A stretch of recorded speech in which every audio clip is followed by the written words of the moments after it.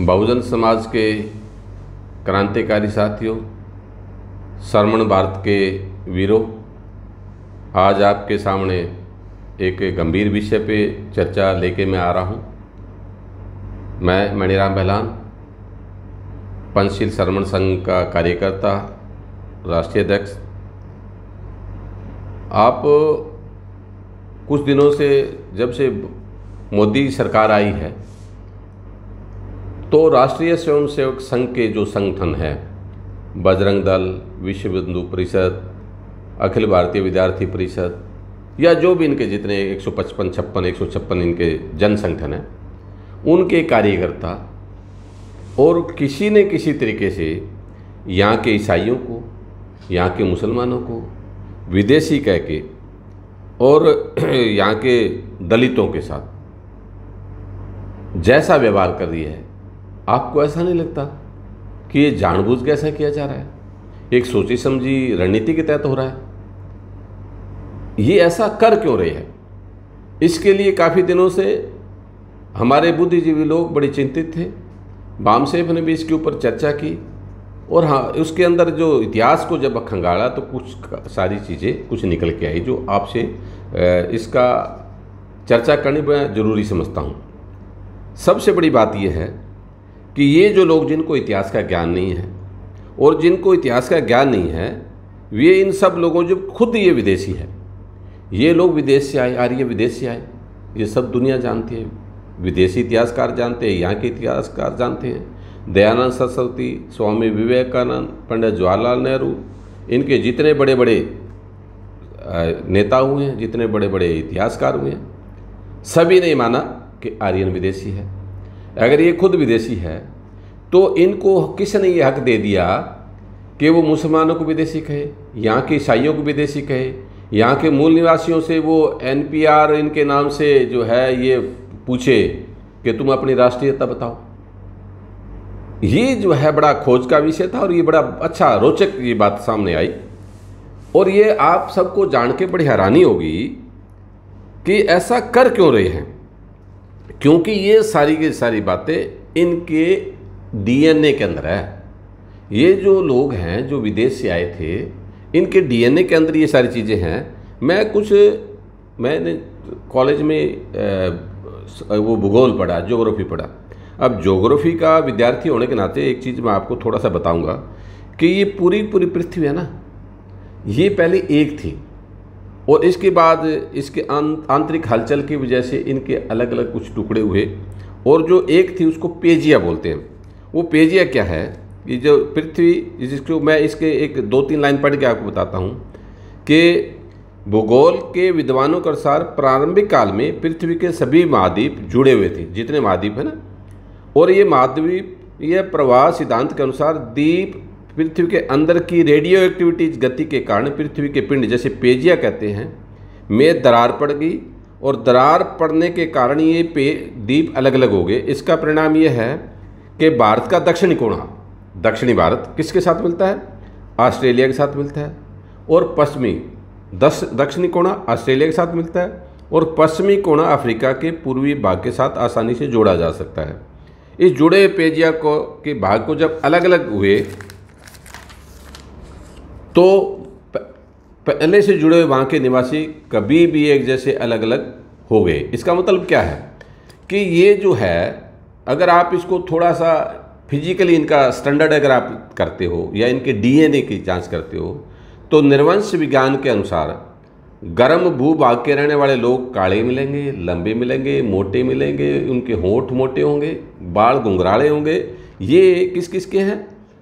इसके अनुसार दक्षिण अफ्रीका, अमेरिका, ऑस्ट्रेलिया के उत्तरी भाग और भारत के लोगों की निर्वंश, यानी ये एक जैसे भूमध्य रेखा के उष्ण कटिबंध के लोग हैं, और इनके सब DNA मिलते हैं।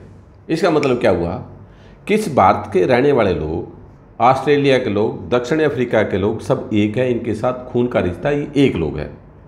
अब देखो, मज़ेदार बात यह है कि इन लोगों के साथ सभी के सभी, वहाँ भी, अफ्रीका में भी, ऑस्ट्रेलिया में भी, और दक्षिणी अमेरिका में भी इन लोगों के साथ भेदभाव हुआ। भी कल परसों के आपके सामने घटना है, वो सब आप जानते हैं। जिसके अंदर अमेरिका 1 महीना तक बंद रहा। सारा अमेरिकी प्रजातंत्र इतना मजबूत था कि उन्होंने एक जो वो एक काला जो अमेरिकी नागरिक को जो है एक गोरे पुलिस वाले ने गर्दन पे लात रखे उसको मार दिया। वो अब सबके सामने है। और सेम ऐसी कहानी ऐसे ही हमारे साथ ये आर्यन लोग करते हैं। ऐसा क्यों करते हैं? इस सारे वैज्ञानिक विवेचना जब हम करते हैं तो एक बढ़िया काम ये हो गया कि इनके 4 वेद हैं। अगर ऋग्वेद को आप पढ़ते हो ना, तो ऋग्वेद को जब पढ़ते हैं तो ऋग्वेद में क्या है, आर्यों और अनार्यों के बीच का संघर्ष बताते हैं। क्या संघर्ष बताते हैं? हमारे लोगों का नाम क्या रखा है? दानव है, राक्षस है, दस्यु है, चांडाल है, मलेच्छ है, अंत्यज है, द्राविड़ और शूद्र है।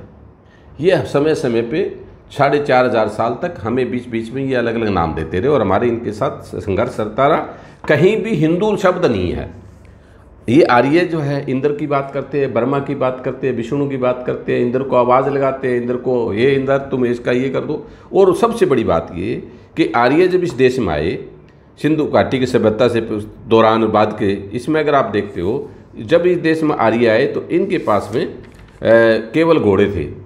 और इन घोड़ों में इन्होंने हाथी पहली बार देखा यहाँ के। और दस्यु गुलाम बनाए जैसे जो जातियाँ थी, इनके पास है ना, कहीं आप देखते हो कहीं इनके पास में ऐसी कोई साधन नहीं था जिसमें किले रहे हों। इसमें क्या बताते हैं कि जहाँ जहाँ इनका आर्यों का इसके साथ संघर्ष हुआ, किनके साथ? हमारे यहाँ के लोगों के साथ, द्राविड़ों के साथ। वहाँ ये क्या कहते हैं कि द्राविड़ों के साथ जो संघर्ष हुआ उसमें किलों का जिक्र है। वो कहते हैं इतने के एक राजा के पास इतने किले थे। इन्होंने 900 हजार किले 900 किलों की जिक्र करते हैं कि इतने एक राजा का हमने 10 किले जीते, 15 किले तहस नहस कर दिए, वो सारा कुछ हमने ऐसा किया। तो ये सारी चीज़ें आप देख रहे हो ना। इससे क्या साबित होता है?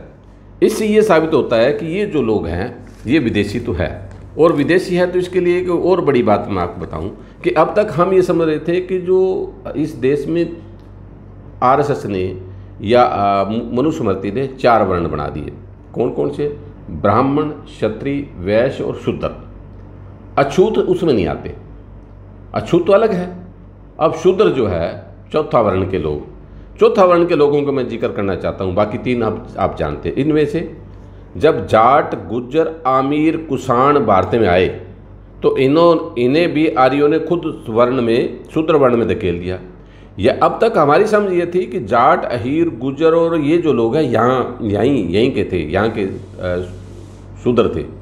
नहीं, ये लोग भी आर्यों के बाद अंग्रेजों से एरिया से, जर्मनी से, ईरान के ऊपर एरिया से और इसके रूस के कुछ एरिया से ये लोग ये आए।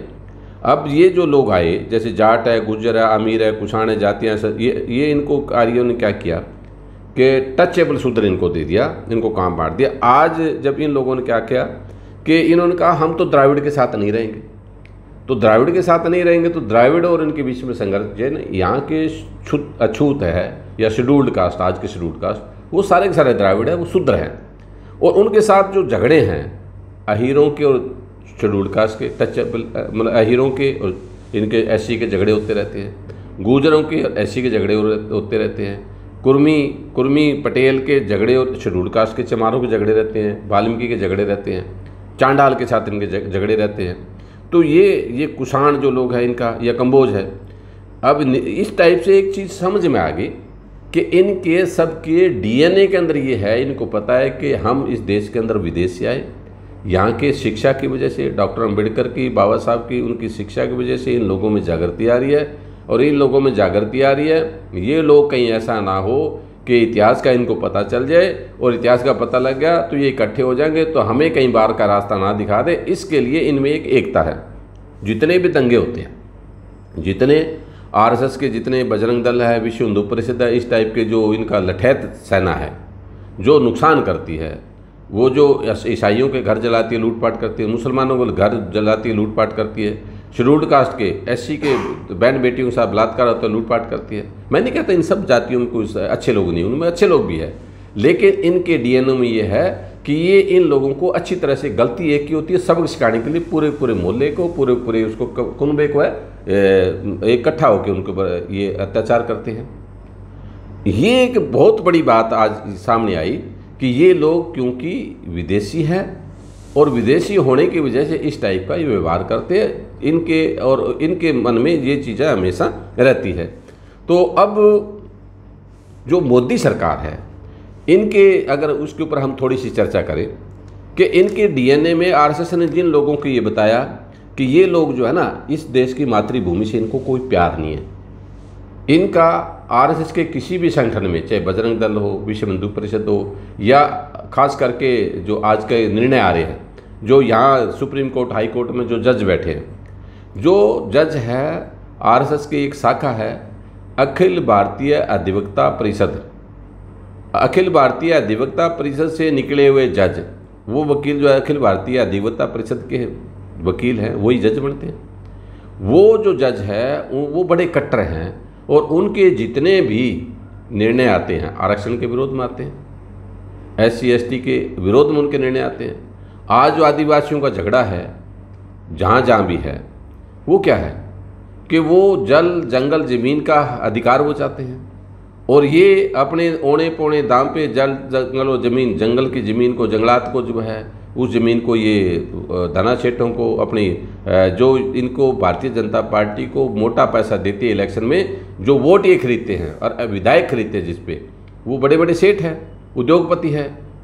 अब मैं किसी का नाम नहीं लेना चाहता, सब जानते हो आज इनके साथ कौन है, मोदी जी के साथ। तो उनको जो फ़ायदा दिया जा रहा है उनका यही है। एक मैं आपको घटना बताता हूँ, इसमें एक वेद की एक घटना है कि इसमें ये कहते हैं कि वेदों में प्रकृति के विभिन्न नियम थे। वो चंद्र की आराधना करते थे। मूलदास और नारियों का युद्ध का वर्णन किया गया ऋग्वेद में राजा सुश्रवा के साथ। ऋग्वेद में एक घटना आती है, एक वर्णन किया है। सुश्रवा राजा है कि 30 राजाओं के विरुद्ध 68,099 सिपाहियों से लड़ने का वर्णन है। वेदों में मूल निवासी राजा पर 81 बार आक्रमण हुए। उस सुश्रवा राजा के उस पर 81 बार आक्रमण किए, इनके 99 किलों को ध्वस्त किया और कई हजार द्राविड़ों की हत्या कर दी। कई हजार द्राविड़। इससे क्या मतलब इसका? इसमें एक सिंपल सी बात है कि आज जहाँ भी देश में कहीं कहीं आपको खंडर मिलते हैं या टीले मिलते हैं, जैसे रोहतक में, जैसे किसी भी आप शहर में जाओगे, जितने शहर थे पुराने नदी के किनारे बसे हुए थे, और वहाँ आज जो है किले हैं, जहाँ जो पुराने किले हैं या बहुत ऊंचा टीला है, तो वो वहाँ के सारे द्राविड़ों को, यहाँ के मूल निवासियों को इन लोगों ने मारा, उनके घरों के आग लगाई और वो तहस नहस हो गए, ख़त्म हो गए। तो बाद में जो है सैकड़ों साल बाद ये दूसरी प्रजाति, यानी उनके दूसरे वंशज हैं, वो आगे आए, है ना। अब सवाल ये उठता है कि आरएसएस के लोग ऐसा करते रहे, जो आरएसएस अब जो 1925 में आरएसएस बनी, तो क्या इससे पहले 4,500 साल से लगातार ऐसा करते आ रहे थे? बिल्कुल सही है कि 4,500 साल से लगातार जो संघर्ष चलता आ रहा है, जो वेदों में इन्होंने जिक्र किया है, जो ये कहते हैं शूद्र वेद ना पढ़ ले, अछूत वेद ना पढ़ ले, उनका डर भी ये था कि अगर ये वेद पढ़ेंगे तो इनको पता चल जाएगा कि इंद्र ने, ब्रह्मा ने, विष्णु ने किन लोगों की हत्या की, कौन लोग थे जिनकी हत्या की। और जब इनको पता चलेगा कि आज जो हिंदुओं के देवी देवता इंद्र और ये सारे परशुराम, पुष्यमित्र परशुराम, परशुराम एक आतंकवादी है, और परशुराम, अब देखो अगर परशुराम की आप जिक्र करें, परशुराम ने सारा इतिहास बताता, आप हिस्ट्री का गूगल में चले जाओ, हिस्ट्री खोल के देख लो, उसमें क्लियर है कि चंद्रगुप्त मौर्य के 10वीं पीढ़ी का राजा था भरतदत्त मौर्य, साकेत के अंदर उसकी हत्या की, जिसको आज अयोध्या कहते हैं। अब कोई व्यक्ति सरेआम किसी राजा की हत्या कर देते हैं तो वो कौन हुआ? आज की थ्योरी के अनुसार आतंकवादी है। अगर एक आतंकवादी की तुम स्टैच्यू बनाते हो, उसकी पूजा करते हो, चौराहे पे उसकी स्टैच्यू को लगाते हो, उसको आतंकवादी कहने में क्या दिक्कत है? अगर तुम्हें ये अच्छा लगता है कि नहीं जी, आप उसको आतंकवादी नहीं कहो, हमारे समाज का आदमी है, ब्राह्मण समाज का आदमी है ना, मान लेते हैं, तो ठीक है। अगर कोई भी अगर जाति के आधार पे किसी को ये उसकी सारी की सारी छूट है, कल गोडसे की बात भी आई, गांधी को मारने वाले गोडसे की भी। अब कोई गोडसे को कहीं अगर महिमा मंडन किया जाए, उसकी स्टैच्यू लगाई जाएगी तो सबको बुरा लगेगा।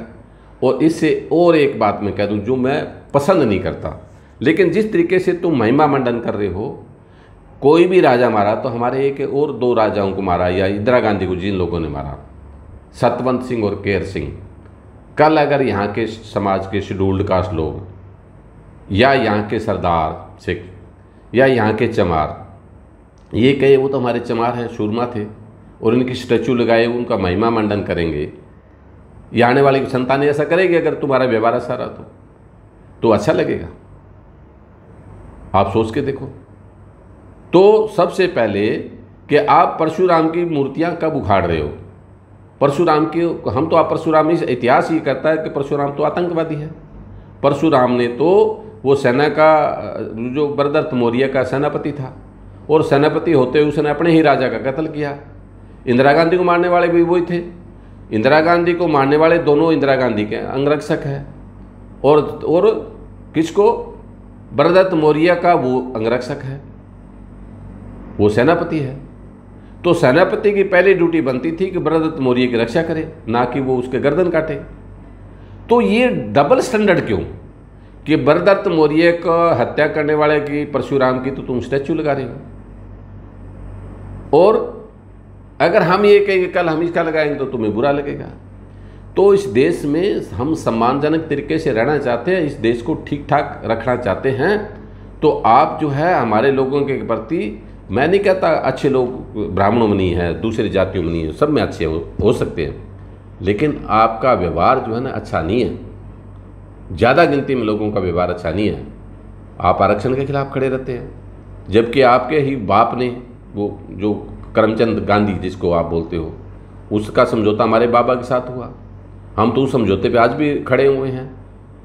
जब आपके ये जो निकरधारी जज वहाँ बैठ के आरक्षण के खिलाफ बकवास करते हैं, निर्णय देते हैं, आपके जो है चाहे वो किसी भी स्टेट में, केंद्र और स्टेट में जो सुप्रीम कोर्ट और हाई कोर्ट के निर्णय जो हमारे आरक्षण के खिलाफ आते हैं, तो आप उनको बता नहीं सकते, समझा नहीं सकते कि भाई 1932 में हमारे बीच में एक अवार्ड हुआ था, एक समझौता हुआ था लिखित में वो समझौता, पूना पैक्ट। अब पूना पैक्ट हो गया तो फिर तुम्हारे इन जजों को बताओ भाई, क्या तुमने इशारा किया हुआ है? तो ये चीज़ इस देश के लिए ठीक नहीं है। और बाकी चीज़ तो आप सारे देश जानता है, जिन लोगों ने मोदी को वोट दिया उन लोगों की भी मैं बात कर दूँगा, आज बड़े दुखी हैं वो। है क्या कि इस देश के एक एक चीज़ को बेच रहा है। कैसे बेच रहा है कि अगर एक व्यक्ति, एक किसी समाज का, एक परिवार का एक बच्चा बिगड़ जाए, उसको नशे की लत लग जाए, क्या करता है वो? सबसे पहले वो क्या करता है कि उसके पास अपनी पूंजी होती है, उसको पूंजी को ख़राब करता है। दूसरी बात, वो झूठ साच बोल के पूंजी लेता है। उसके बाद क्या करता है? अपनी बीवी के गहने बेचता है, अपने घर की चीज़ बेचता है। बाद में कुछ दिनों बाद पता लगता है यारों दोस्तों से उधार ले लेता है। बाद में पता लगता है जी इसने तो घर का बहुत कुछ बेच दिया, और उसके नाम प्रॉपर्टी हो तो प्रॉपर्टी बेच देता है। आज मोदी भी वही कहानी कर रहा है। मैं ये कह रहा हूँ कि इस देश का सबसे बिगड़ा हुआ बालक मोदी है।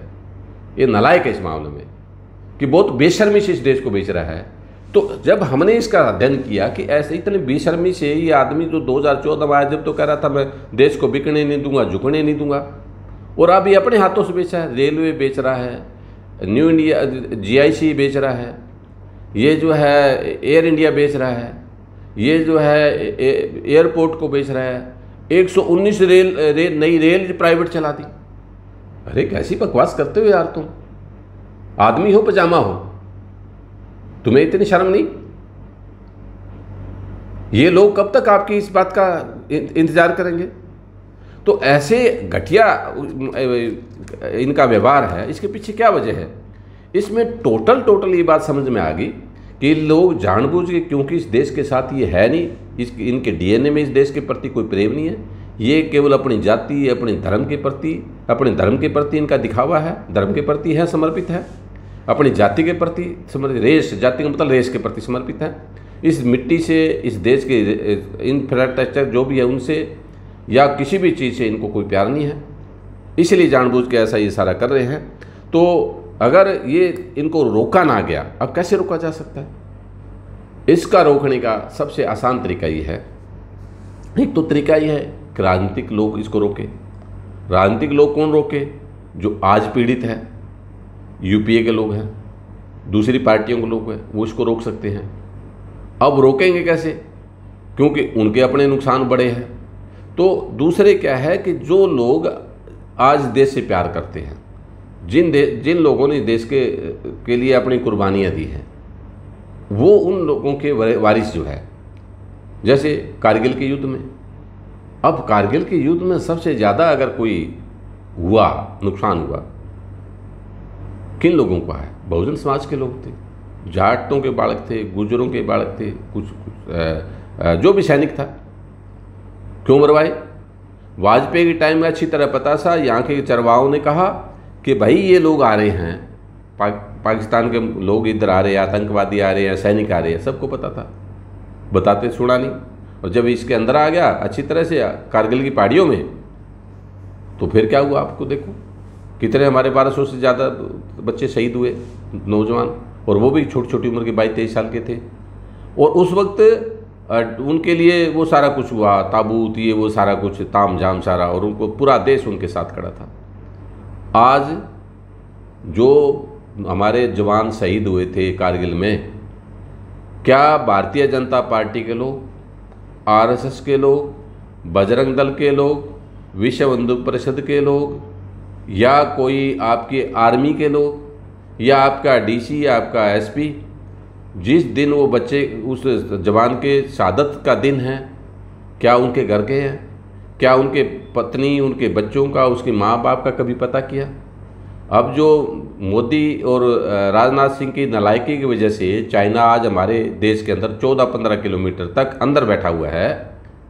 भाई आज आपको क्या ज़रूरत है कि आमने सामने की लड़ाई लड़ी जाए? आपके पास मिसाइल है, आपके पास एयरफोर्स है, आपके पास दूसरे तरीके हैं। आप ऐसा क्यों चाहते हो? क्योंकि आपके डीएनए के अंदर खराबी है। आप जानबूझ के ऐसा कर रहे हो, क्योंकि ये आपके आरएसएस का तो परिवार से एक भी व्यक्ति कोई सेना में नहीं है। भारतीय जनता पार्टी से जुड़े हुए किसी भी पार्टी के किसी व्यक्ति के एक भी बच्चा सेना में नहीं है। आपको तो कोई फर्क नहीं पड़ना। आपने तो जो है चुनाव जीतने के लिए और 15-20 जवानों को शहादत करवा दोगे, इतनी बेशर्मी से। ऐसा तो दुश्मन देश भी नहीं करता जिस तरीके से आप कर रहे हो। अगर आपको नहीं लगता, दुनिया कह रही है, आपके पास सैटेलाइट है, हर चीज़ का पता है, तो ये सारा चीज़ मैं आप लोगों से सीधा सीधा एक बात करना चाहता हूँ कि जो आज सिख रेजिमेंट, आपकी बिहार रेजिमेंट, जो चाइना के साथ 3200 किलोमीटर का जो बॉर्डर लाइन है उस पर जो खड़ा कर दिया मोदी ने, वो बच्चे हैं जिनका माउंटेनरिंग की ट्रेनिंग ही नहीं हुई। वो जवान हैं जिनकी माउंटेनरिंग की ट्रेनिंग ही नहीं है, वो बच्चों को वहाँ ले जाके खड़ा कर दिया। देखो कितनी बड़ी बात है। विषम परिस्थितियों में -35 डिग्री तक टेम्परेचर है उस एरिया का, लद्दाख और चाइना के बॉर्डर पे। उन बच्चों का एक तो, क्योंकि मैंने आर्मी अटैचमेंट की है, मुझे पता है इसके बारे में, मोदी ने तो कभी की नहीं। आर्मी अटैचमेंट किया है एनसीसी में, मुझे पता है। तो ये जो बच्चे हैं वहाँ जिनको आपने भेजा है आर्मी से, जो हवाई जहाज़ से जो आपने 22,000-23,000 किलो फीट की ऊंचाई से नीचे उसको ड्रॉप किया, वो केवल 20 किलो वजन ले जा सकता है एक जवान। अब 20 किलो वजन में क्या, उनके एमुनेशन है, आर्म्स है, उनके पास में दूसरे उनके अपने आप को कवर करने के लिए उनके गर्म बिस्तर है, उनके अपने कपड़े हैं, उनका खाना है। आपने देखा, आपने उनका मोबाइल जो सबका छीन के अपने पास रख लिया। 18 जून से जो सेना आपने वहाँ तैनात किए, जवान को तैनात किए है, उनके पास एक के पास भी मोबाइल नहीं है। क्यों? मोबाइल से वो आपकी करतूतें बता रहे थे, आपने उनके मोबाइल छीन के अपने पास रख लिए। आपके पास में इसको लड़ाई लड़ने के लिए गोरखा रेजिमेंट थी, कुमाऊं रेजिमेंट थी, गढ़वाल रेजिमेंट थी। इन लोगों का जो जन्म से, इनका बर्फीले इलाके में जो जिनका जन्म हुआ, रहन सहन जिनका, उनकी आदत है, उनके नेचर में है। ये हमारे जो जवान है, ये मैदानी इलाके के जवान हैं, ये वाकई इन्वायरमेंट को ही सहन नहीं कर पाएंगे। तो ये जो है कैजुअलिटी, मैं ये चाहता हूँ, देश और लोगों से हाथ जोड़ के विनती करता हूँ, मेरे से इस बात को माफ़ कर दें, मुझे सच बोलना पड़ रहा है कि आप इस बात में राष्ट्रपति को पत्र लिखो कि हमारे बच्चों को ये इस बात के लिए वो भर्ती हुए हैं, देश की रक्षा के लिए, एक एक इंच के लिए, एक एक सांस के लिए, एक एक खून का कतरा उनके बॉडी में है, इस देश की रक्षा करेंगे, वो करते आए हैं, इतिहास बताता है। लेकिन धक्के से उन बच्चों के साथ ऐसी जाति क्यों कर रहे हो? उन बच्चों को तुमने ऐसी जगह क्यों ले जाके पटक दिया? जब तुम्हारे पास में इंटेलिजेंस है, जब तुम्हारे पास में दूसरे तरीके हैं देश की सीमा की रक्षा करने के, मिसाइल क्या काम लोगे? वो मिसाइल के 26 जनवरी और 15 अगस्त की परेड में दिखाने के लिए है। 4 मिसाइल दागो ना। एयरफोर्स का क्या काम है? जो आपके जब कारगिल में जो यहाँ आ गए थे लोग, कारगिल का जब जवाब दिया था तो चाइना जो अंदर आ गया तो क्यों नहीं? क्योंकि मोदी जी को जिन लोगों ने पैसा दिया, जिन उद्योगपतियों ने मोदी जी को पैसा दिया, वो उनके धंधे सबके वहाँ चाइना में हैं। उन्होंने वहाँ उद्योग लगाए हुए हैं, उनके व्यापारिक रिश्ते हैं। जब उनके व्यापारिक रिश्ते हैं तो जो पाकिस्तान के मैटर पे आरएसएस और बजरंग दल के लोग जो शोर मचाते थे, भाई कहाँ कौन सी बिल में घुस रहे हो अभी तुम? जनसंघी और निक्कर पैर के तुम ड्रिल करते भी नजर नहीं आते। कहाँ हो भाई? अब शोर क्यों नहीं मचाते? तुम्हारा चाचा यहाँ आया बैठा है, वो जिन सिंह, बात करो उससे। कितने बेशर्म हो तुम? अगर ये मसला पाकिस्तान के साथ होता तुम बड़े जल्दी बोलते, बड़े जल्दी बकवास करते।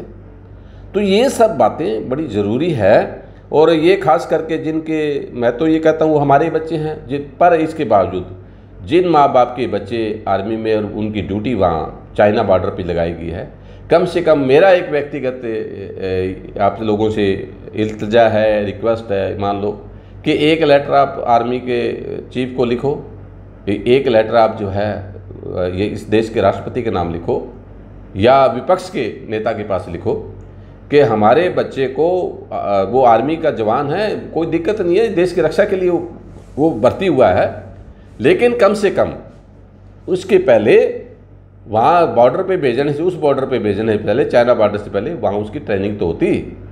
वो बाकी आपकी जो गोरखा रेजिमेंट है, कुमाऊं रेजिमेंट है, या इनका जो है आप करेंगे क्या? उनको वहाँ क्यों नहीं तैनात करते? अगर उनको तैनात करते हैं तो चाइना के फतेह बुला देंगे, वो चाइनीज को, चीनियों को मारेंगे वो अच्छे तरह से। तो मोदी की हमदर्दी किसके साथ है? चीनी सैनिकों के साथ है। तभी तो कहा ना कि आप वहाँ हथियार लेके नहीं जाएंगे, आप एमुनेशन लेके नहीं जाएंगे। क्यों? मैं एक बहुत बड़ा सोच समझ के एक परिस्थितिजन्य एक आरोप आप पे लगा रहा हूँ। मोदी जी, आप इस बात का जवाब दो, देश के लोग जवाब देंगे। जिन लोगों से मेरे ये जो भी साथी इस वीडियो को सुने, इसको वीडियो को पूरा सुने और इस वीडियो को वायरल करें, इस वीडियो को आगे से आगे भेजें कि ये जवान जो इस टाइप की जो परिस्थिति में वहाँ छोड़ दिए गए हैं, उनको वहाँ जब उन जवानों को वहाँ खड़ा कर दिया गया है, जब तुम बातचीत से इस मसले को, और जहाँ तक दुनिया में कहीं भी युद्ध हुए हैं, first world war, second world war, table पे ही हुआ ना हल उनका। क्या सैनिकों से हल हुआ? जब टेबल पे हल हो सकता है तो उनको जवानों को आमने सामने क्यों लड़वाया जा रहा है? क्यों भाई? आपके पास में सारा कुछ है। तो ये कुछ सवाल हैं जो देश का जवाब, देश के लोगों को जवाब चाहिए। और मैं जितना समझ पाया हूँ, मेरे परिवार के 6 लोग ऐसे हैं जो आर्मी में हैं, डायरेक्ट उस बॉर्डर पे भी हैं। हम वो लोग नहीं हैं आरएसएस की तरह। हम अपने बच्चों को, हमने ये सिखाया है देश की रक्षा और देश के, हमारी मिट्टी में, हमारी कण कण में, हमारे शरीर बॉडी में, हमारे एक एक खून के कतरे कतरे में इस बात का हमें जज्बा है। लेकिन आप कब ये ड्रिल करके, मोहन भागवत, मैं भागवत जी, मेरी आपसे इल्तिजा है, आप जाओ ना वहाँ चाइना बॉर्डर पे जाओ। 3200 किलोमीटर कोई लंबा चौड़ा भी नहीं है। तुम्हारे पास तो बहुत बड़ी आर्मी है, तुमने तो अच्छा उनका हथियार की ट्रेनिंग दे रखी, पता लगे ना तो आपका परीक्षा भी हो जाएगी। वो कितना लीड करते हैं वहाँ, गोबर करते हैं वहाँ जाके। लगाओ ना आरएसएस के लोगों को, कितने बेशर्म लोग हो आप। तो ये सारी चीज़ें देश के लोगों से मैं एक अपील है मेरी कि आप इस बात के लिए थोड़ा लोगों को बताओ सच क्या है। और ये सच है ना, ये सच यही है कि इस देश में जब ये लोग आए, शक आए, डच आए, पुर्तगाली आए, कुषाण आए, आर्यन आए, सब लोग आए, विदेशी लोग हैं, इनके डीएनए में विदेशी है, इस देश के प्रति उनका प्यार नहीं।